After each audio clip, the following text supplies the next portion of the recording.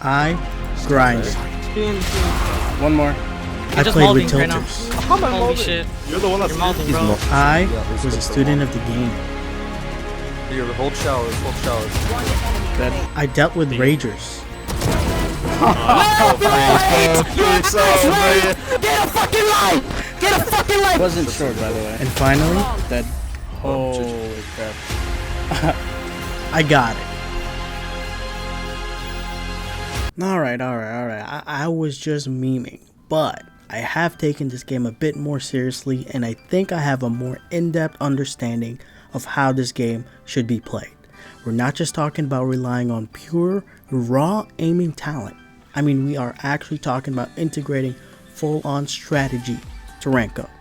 If you need an actual, real, new friendly guide to ranking up, just give me this video to tell you tips on how to rank up to Immortal.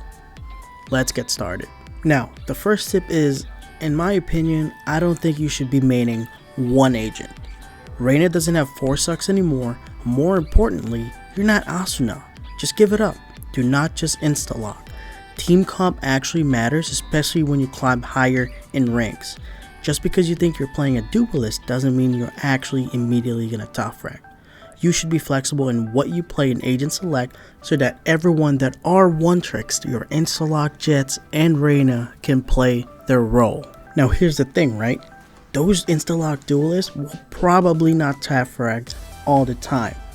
If they are those one-trick ponies who cannot catch a kill, think about it this way. You can bait them. Push right behind them, and when they give the info of where they die, trade them. You need to stop training yourself to think that the duelist is your only way of fragging. One thing I noticed in my 30-day grind is that my Omen, Reyna, Phoenix, and Sage KDAs are particularly identical. Courtesy of Blitz.gg Valorant Tracker, not sponsored. That means I can literally play an essential agent like Omen or Sage, tap frag, have impact with my res, heal, wall, smokes, and blind, and still help and do my job to carry the team. Now here's the thing you gotta think about. You're not the entry. It's not your job to go. So it's okay for you to bait because you're an essential support. Now I'm not teaching you to bait your teammates every time. If your duelists are performing, perfect. But the idea is that you could get comfortable with more than just one agent so that your teammates who do not want to play any other thing can play their comfortable agent. Trust me, you'll get into less 5 duelist insta-lock teams if you do so. Now, for tip 2, it's to play the map. It's all about strategy and putting yourself at favorite positions to take gunfights. Not everyone, including myself, has Tenze's aim. You guys need to calm down. For example, on defense, make sure you always take map control. If you are on the other side of an enemy push, well, push that shit. You don't need to full flank and get kills. The important thing is that you are feeding your teammates vital information of where the enemy can and cannot be.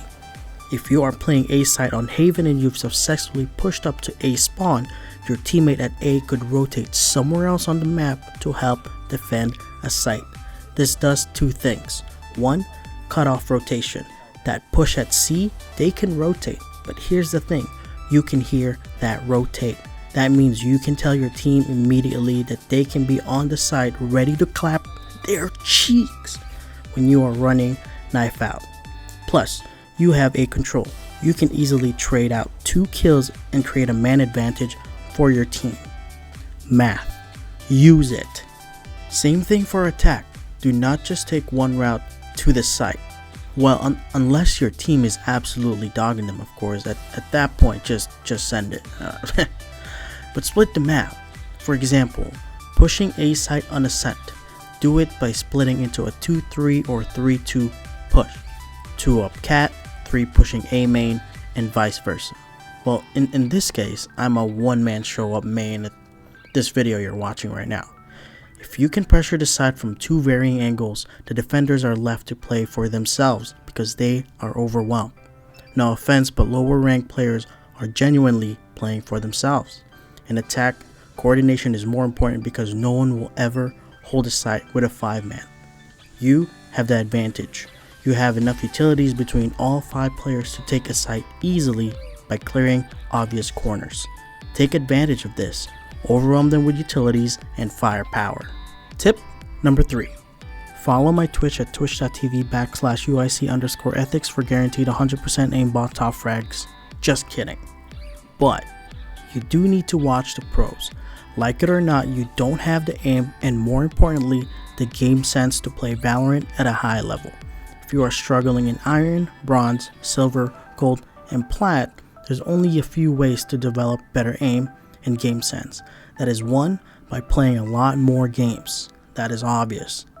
2, which is more important than the obvious, you need to watch the pros who just have a better feel for the game. Aim is something you can easily train on your own if you really put the time, either on the Rage or in aim labs or both. But watching pros gives you more perspectives and ideas on how to play specific scenarios, especially those 1v3 scenarios, clutch moments that you will inevitably face. Don't get cold hands. See and understand how you can play those moments.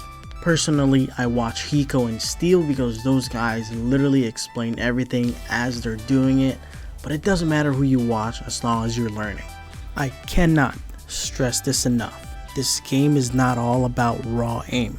There is strategy, and if you learn from people who know better than you, smarter than you, and knows how to play the map so that they can be in favorable positions to take gunfights, you can easily get to Immortal with an average aim.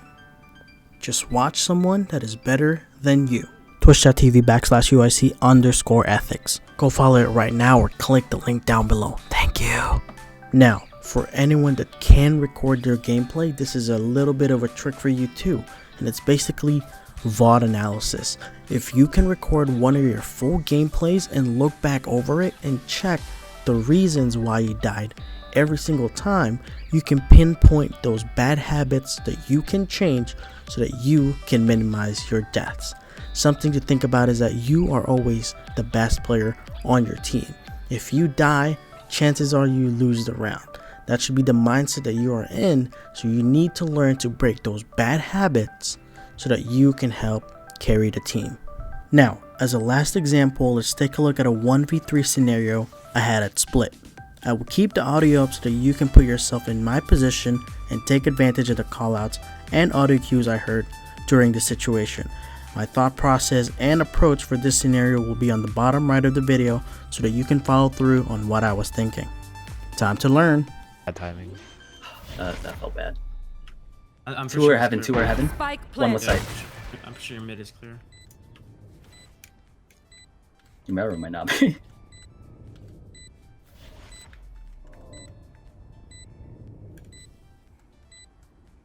Oh, shot. You're done. Feeling safe. What? Cutting their vision. Okay. He wants CT, he's probably on site.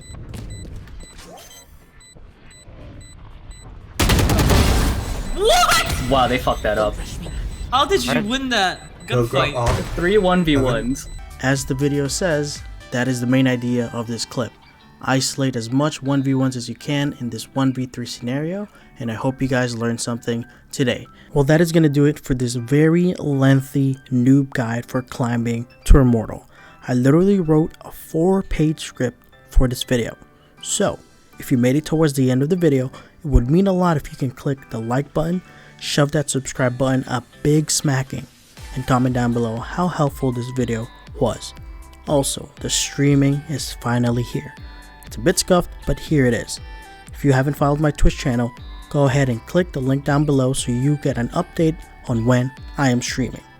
This act is the Radiant Grind. Until next time, I appreciate y'all. See you in the next streams. Subscribe.